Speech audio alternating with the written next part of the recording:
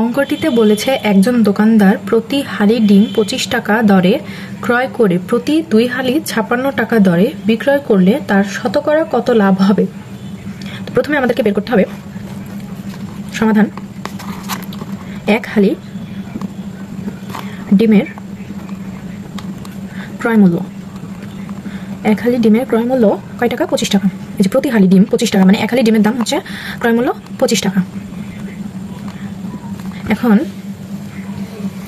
এখানে 2 হালি যেহেতু বলেছে সেহেতু আমাদেরকে আগে 2 হালিটা বের করে নিতে হবে। তাহলে এক হালি ডিমের ক্রয় মূল্য 25 টাকা, অতএব 2 হালি ডিমের ক্রয় মূল্য 25 গুণিত 2 টাকা সমান সমান 25 দুগুণে 50 টাকা। এখন 2 হালি ডিমের ক্রয় মূল্য বের হলো 50 টাকা। এখন আমরা লিখবো হচ্ছে 50 টাকায় লাভ কয় টাকা। এই যে 2 হালি ডিমের লাভ কত সেটা বের করতে হবে। তাহলে 50 টাকা 2 হালি ডিমের দাম, 50 টাকায় লাভ কয় টাকা? 50 টাকা হচ্ছে ক্রয় মূল্য আর বিক্রি করেছে মানে বিক্রয়ের মূল্য হচ্ছে 56 টাকা। তাহলে আমাদেরকে লিখতে হবে কয় টাকা লাভ? 6 টাকা লাভ, 6 টাকা।